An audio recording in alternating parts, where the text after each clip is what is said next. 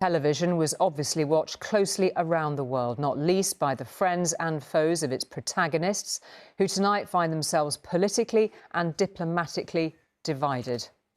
How many arguments, how many raised voices, how many pointed fingers has the Oval Office seen in the many decades it has been the most powerful office in the world? Well, never like this, where in front of the cameras a foreign leader fighting for the future of his country has refused to be diplomatic and left a president furious and his supporters spitting with outrage. What I saw in the Oval Office was disrespectful.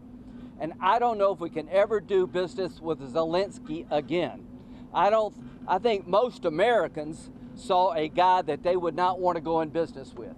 The way he handled the meeting, the way he confronted the president was just over the top. In a sign of the deepening, definite diplomatic divide between Washington and Europe, support for the Ukrainian president across the Atlantic was immediate. Dear Ukrainian friends, you are not alone, said Poland's Prime Minister. Dear Vladimir, said Germany's most likely next leader, we stand with Ukraine in good and testing times. We must never confuse aggressor and victim in this terrible war. Il y a un peuple agressé qui est l'Ukraine. On a visit to Portugal tonight, President Macron looked forward to a meeting of Europe's leaders in London this weekend. When Ukraine comes under pressure, he said, Europeans must make sure we can provide it with what it needs. Further east, the reaction to what happened in Washington was nothing short of gleeful. The insolent pig finally got a slap down in the Oval Office, said former Russian President Dmitry Medvedev. And Donald Trump is right, he continued. The Kiev regime is gambling with World War III. In Ukraine, all this comes at the end of a week when Russia's bombardment of its cities has been as intense as ever. President Zelensky, he was trying only to explain, to provide arguments, and he was in minority in this discussion. There was President Trump, J.D. Vance, the vice president, and he was alone. And he is not native speaker, but despite this, he was defending his country, his people. He has no choice, but to defend us. Ever since he came to power, America and Europe have been united in their support for this man. In a few tense televised minutes in the White House today, that unity disintegrated. Vivid detail why President Trump is doing what he's doing regarding bad Vlad Putin. Column on Sunday. Discombobulating is the name of the column. If you haven't read it, you don't have to be a member. Just go to BillO'Reilly.com. You can read it. Message of the day yesterday took it a step further. So if you want to know why President Trump isn't hammering Putin, isn't disparaging him at the UN or anywhere else, you read that stuff. Because there is no other option. That's what it comes down to. This is a simple story. Putin has to stop. You cannot make him stop. Ukraine's not going to defeat Russia on the battlefield. And NATO and the United States not going to get involved with World War III. So you can't make Putin stop. He's got 10% of Ukraine occupied by Russian troops at a tremendous cost, but Putin doesn't care about that. He doesn't care if his people are dying, if they're cold, if they don't have enough to eat. He doesn't care. That's why he's on the cover of Confronting Evil. I'll get to that later. So the only way to deal with Putin is to get him to the negotiating table. Doesn't have to be a regular table, but on the phone and say, look, Vlad, we're not going to make you look bad, but we have to stop this and we'll allow you to save some face. And that's what's going to happen. I predicted this before Trump was elected. Now, the other side has nothing. Nothing. Okay? The UN doesn't have anything. Democratic Party doesn't have anything. Nothing. Just rhetoric. Empty, stupid rhetoric. And the press is worse.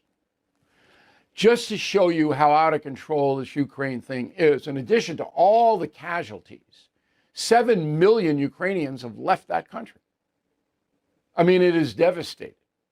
And the United States has spent $128 billion taxpayer dollars It's according to a report by U.S. News and World, which I believe is accurate, probably more than that. Second, UK, 29 billion, Germany, 27 billion, France, 8 billion. So France has not been kicking up. Even though Macron was here yesterday talking up Trump, France doesn't kick in much. So you can see 128 billion for us. Everybody else is way down the list. So we continue that? If Kamala were elected, we would. Because she could never get Putin to pay attention. Putin didn't even talk to Biden for 2 years. Wouldn't even take Biden's calls. Not that Biden had anything to say to him. He didn't. Okay. With that as fact, what I've told you is fact, no opinion. Here's the opinion I gave on News Nation last night. Go. And look, I know what I'm talking about, Leland. I know exactly what Trump is aiming for. He would like to be nominated for the Nobel Peace Prize. That may or may not happen. That's not the most honest organization over in Norway, but he wants to get this thing settled. But I go back to my original point. Under the Democratic Party, Joe Biden, Kamala Harris, you had no chance to stop this war. None. And yet I see these people parade out, Schumer and all these other people, going, oh, no. Well, what do you got, pal? You don't have anything. Okay. And that really bothers me.